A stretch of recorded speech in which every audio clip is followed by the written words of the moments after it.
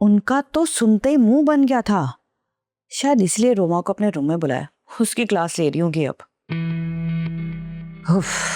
एक तो वहां वो मौलजट बनी हुई है और यहाँ तुम्हारे भाई की बीवी ने फसाद बर्पा कर रखा है। क्यों? अब फिर उसने कुछ कर दिया है क्या? हाँ, रोमा और जारून जो हैं वो किसी बिजनेस ब्रांच पे गए थे, वहां पहुंच गई और जाके एक ड्रामा क्रिएट कर दिया उसने।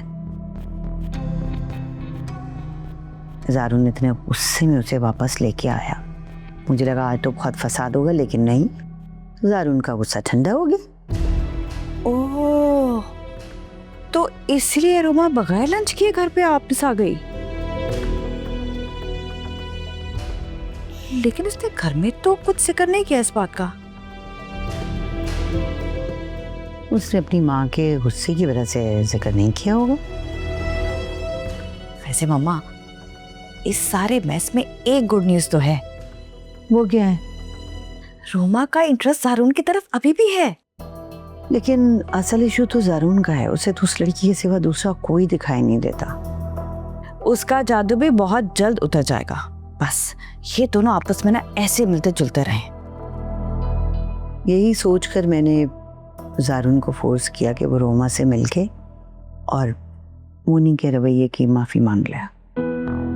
बस दुआ करें कि इन दोनों की सोई हुई मोहब्बत फिर से जाग उठे। अगर ऐसा हो गया ना मम्मा, तो देखना जारून खुद ही इसका पत्ता साफ कर देगा। चलो गुड, ऐसा हो जाए तो बहुत अच्छा होगा, लेकिन पसंद तो मुझे रोमा भी नहीं है। लेकिन दो बदतरीन ऑप्शन में ये बेहतर है, कदरे बेहतर। कम से कम हमारे बिजनेस के लिए एक बेहतर सपोर्ट है। वरना मोनी तो दोनों हाथों से दौलत लुटाने पे लगी हुई है। वैसे तो मम्मा आप सही कह रही हैं, ऑप्शन में तो यही बेहतर है। रोमा मुझे भी कोई खास पसंद नहीं है वैसे, बट अब क्या करें, बिजनेस के हिसाब से फिर यही बेहतर लग रहा है।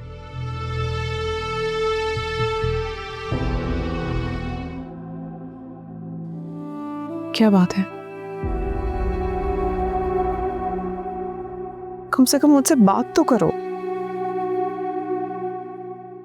क्या बात करूं यार?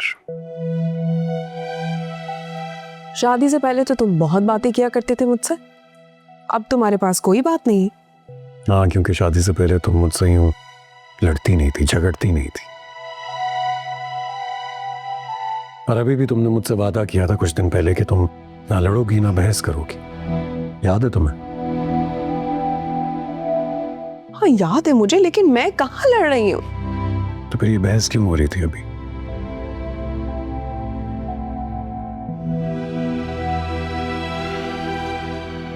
तुम मुझसे पहले जैसी मोहब्बत नहीं करते हो।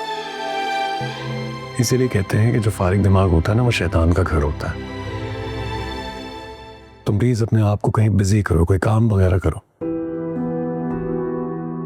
तुम्हारे ज़हन में से ये खराफात निकल जाएंगे। तुम भी तो मुझे टाइम नहीं देते। पहले तुम टाइम देते थे, बातें करते थे, कितना वक्त गुजर जाता था। पहले की बात और थी ना। तुम अच्छी तरह जानती हो कि बिजनेस में क्या हालात चल रहे हैं, जानती हो ना। तो बिजनेस को टाइम दो, उस लड़की से तो दूर रहो कम से कम।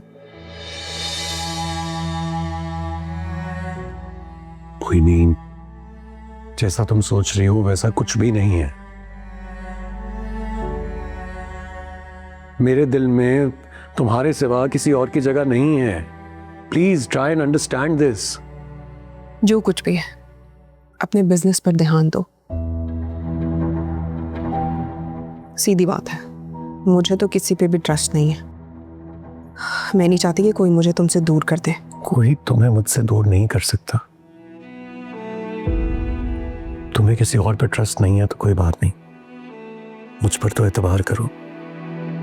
मैं सिर्फ और सिर्फ तुम्हारा हूं, सिर्फ तुम्हारा।